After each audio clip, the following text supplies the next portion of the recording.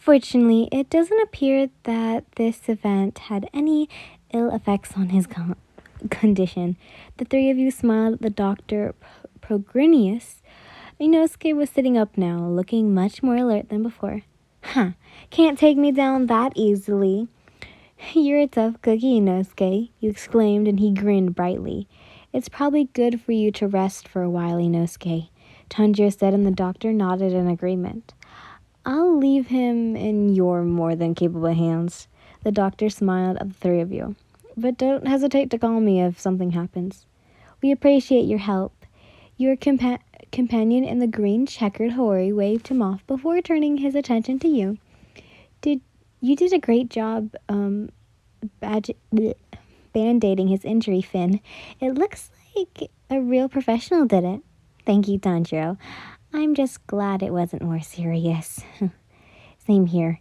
He looked over at the bruised boy who was plopped back down onto his back. How are you feeling, Inosuke?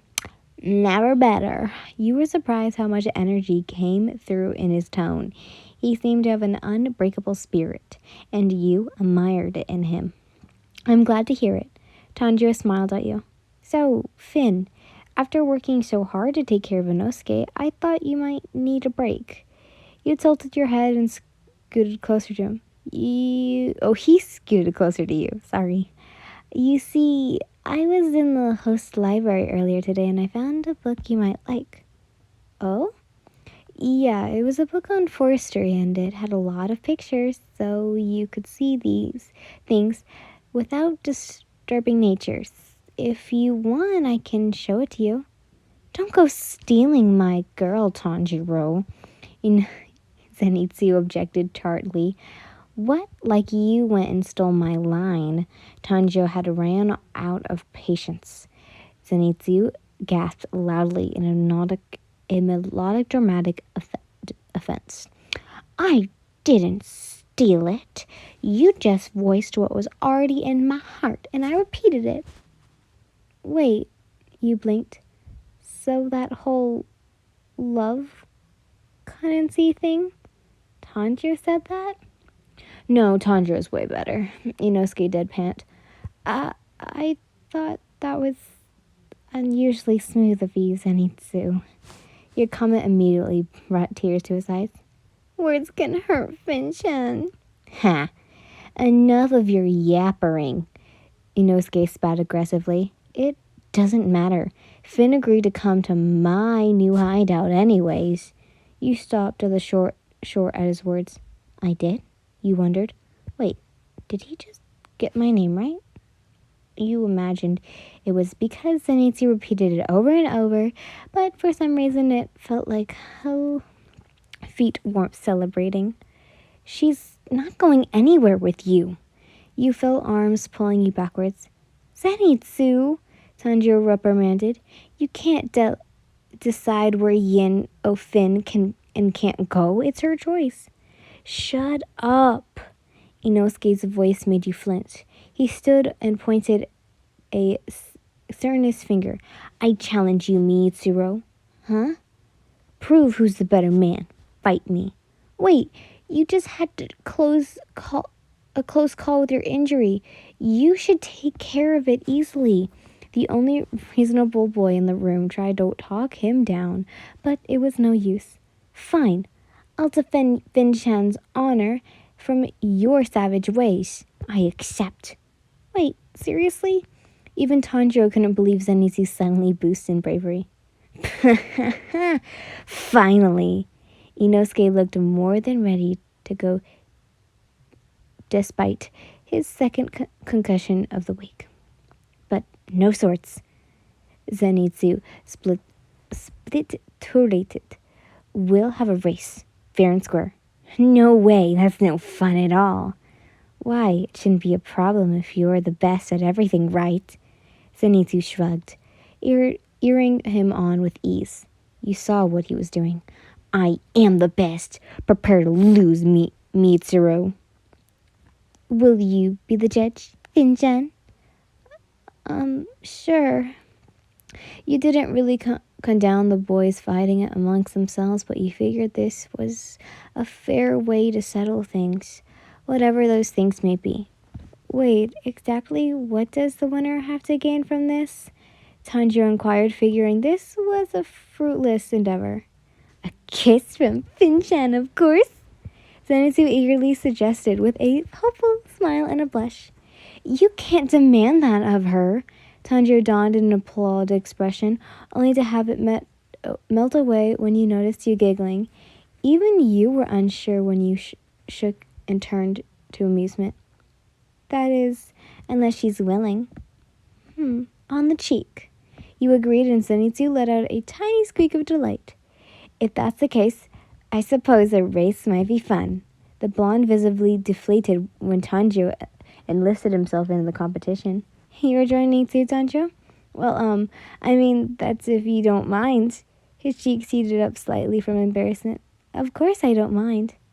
I mind. Zenitsu mumbled his comment so quietly you almost certainly did not hear it. All right. You clasped your hands together, and the boys followed back outside. You three start at the wisteria gate. I'll be over there. Wait for my signal. When I say go, the first person who touches me wins. You jogged over a distance away and turned around, noting Tanjiro's limbering up with stretches. Inosuke looked fired up, blowing steam out of his mask. Even you couldn't help but catch the excitement. Based on how often they chased each other around, you figured Inosuke and Zenitsu were pretty evenly matched in speed. Now with Tanjiro involved, you were quite curious to see who would come up on top. Are you ready, boys? You called across the courtyard. Ready. They all hollered in unison. On your mark, get set, go. The instant you said go, there was a burst of dust and lightning. You were swept up bridal style before you even saw the boys move.